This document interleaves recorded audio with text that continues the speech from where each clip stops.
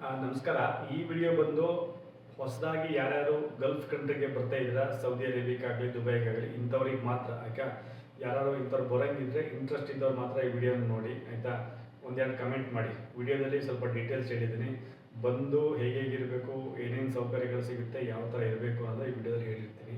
ಕಂಪ್ಲೀಟಾಗಿ ನೋಡಿ, ಉಪಯೋಗ ಆಗುತ್ತೆ ಖಂಡಿತ. ಹೊಸದಾಗಿ ಬರೋರಿಗಂತೂ 100% ಉಪಯೋಗ ಆಗುತ್ತೆ. ಇದು ನನಗೆ ಗೊತ್ತು ಉಪಯೋಗ ಆಗೋಂಥ ವಿಡಿಯೋ ಅಂತೇಳಿ. ಬಟ್ ಒಂದ್ಸರಿ ನೋಡಿ ವಿಡಿಯೋನ.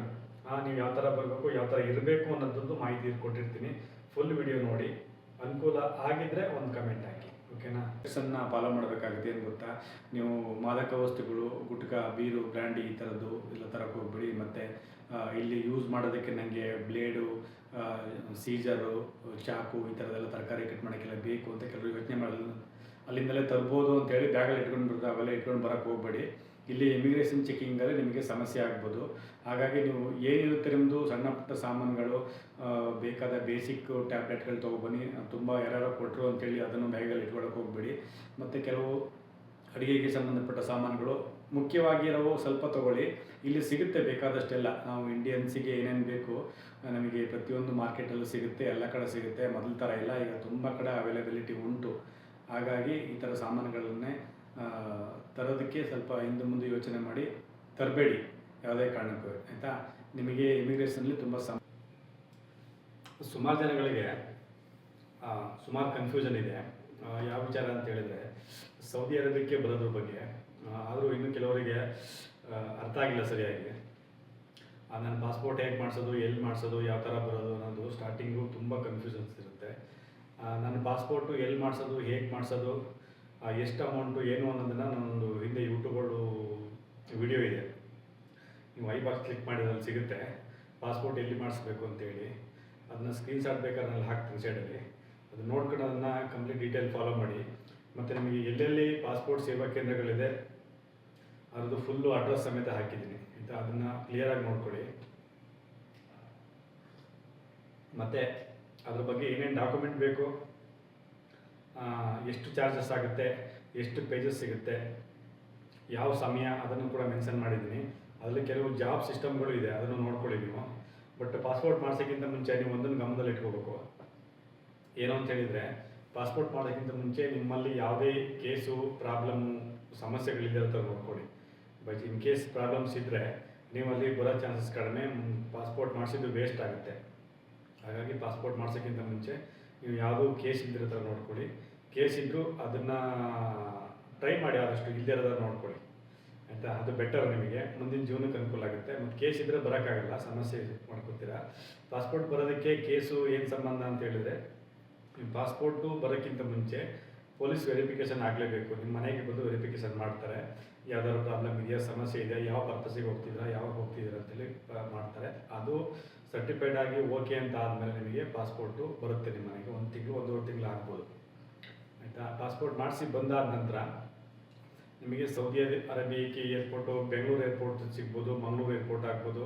ಆಯಿತಾ, ಮುಂಬೈ ಏರ್ಪೋರ್ಟ್ ಸಿಗುತ್ತೆ. ನಿಮ್ಮ ಅನುಕೂಲ ತಕ್ಕಂಗೆ ಬರ್ಬೋದು. ಸ್ಟಾರ್ಟಿಂಗ್ ಬರೋವರು ನೀವು ಏಜೆನ್ಸಿನ ಕಾಂಟ್ಯಾಕ್ಟ್ ಮಾಡಿ ಪರ್ಫೆಕ್ಟಾಗಿ ಅವರ ಗೈಡೆನ್ಸ್ ಮುಖಾಂತರನೇ ಬರಬೇಕಾಗುತ್ತೆ. ಆಯಿತಾ, ನೀವು ಸ್ವಂತವಾಗಿ ನನಗೆಲ್ಲ ಗೊತ್ತು, ಎಲ್ಲ ತಿಳ್ಕೊಂಡಿದ್ದೀನಿ, ನಾನು 16 ದಿವಸ ಸುತ್ತಿದ್ದೀನಿ ಅಂತ ಹೇಳಿ ಒಂದು ಮಂಡ ಧೈರ್ಯ ಮಾಡಿ ಬರೋಕ್ಕೆ ಹೋಗ್ಬಿಡಿ.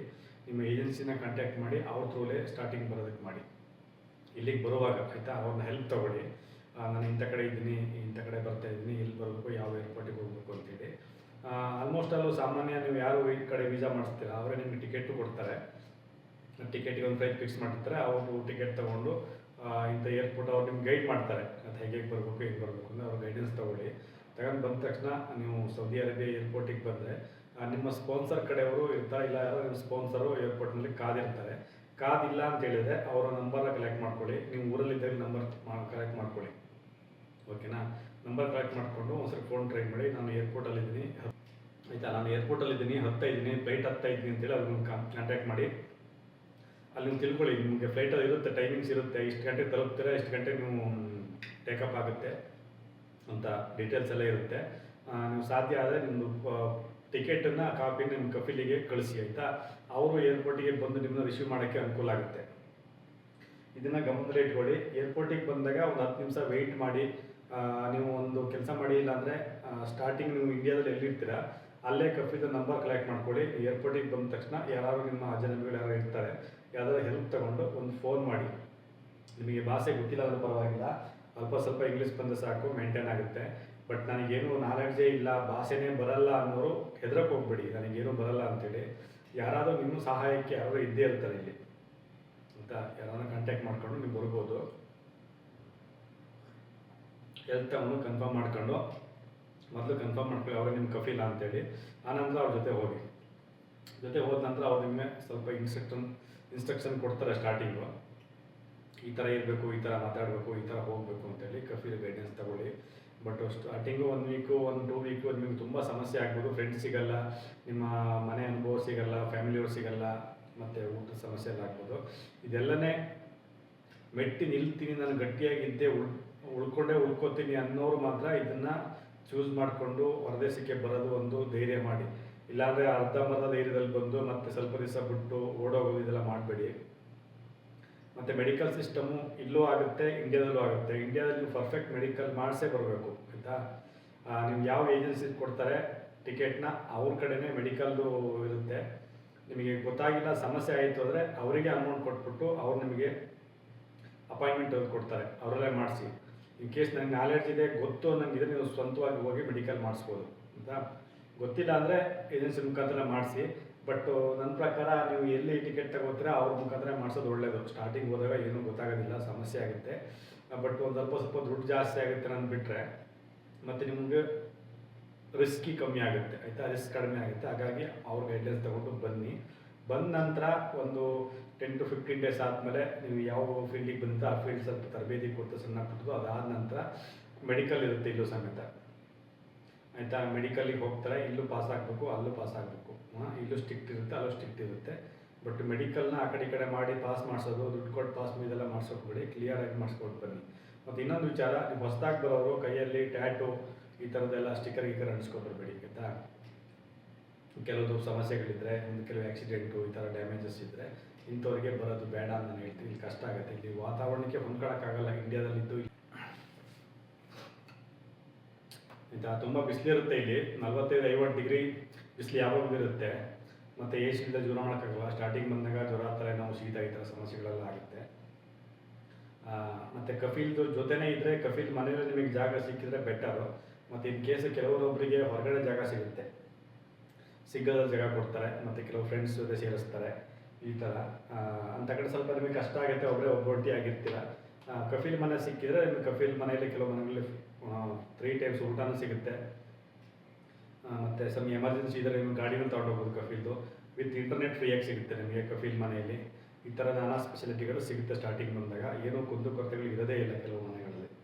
ಒಳ್ಳೆ ಸ್ಯಾಲರಿನೂ ಕೊಡ್ತಾರೆ ಆಯಿತಾ. ಕೆಲವು ಮನೆಗಳಲ್ಲಿ ಕಡಿಮೆ ಸ್ಯಾಲರಿ ಸಿಗುತ್ತೆ, ನೀವು ಹೊಂದ್ಕೊಂಡು ಹೋಗ್ಬೇಕು.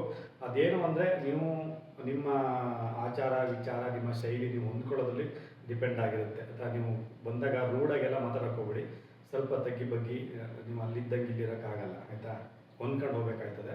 ಇದಕ್ಕೆಲ್ಲ ಭದ್ರ ಆಗಿದ್ದರೆ ಸೌದಿ ಅರೇಬಿಯಾಕ್ಕೆ ಬರೋ ತೀರ್ಮಾನ ಮಾಡಿ. ಏನೂ ತೊಂದರೆ ಇಲ್ಲ, ಆರಾಮಾಗಿರ್ಬೋದು. ಮನೆ ಕಡೆ ಕಷ್ಟ ಇದ್ದರೆ ಕಷ್ಟ ಪರಿಹಾರ ಆಗುತ್ತೆ, ಸಮಸ್ಯೆ ಕ್ಲಿಯರ್ ಆಗುತ್ತೆ. ಒಂದು 4 ವರ್ಷ ನೀವು ಕಷ್ಟಪಟ್ಟು ಕೆಲಸ ಮಾಡಿ, ನಿಮ್ಮ ರೀಚು ಚೆನ್ನಾಗಿರುತ್ತೆ, ನೀವು ಚೆನ್ನಾಗಾಗ್ತೀರಾ.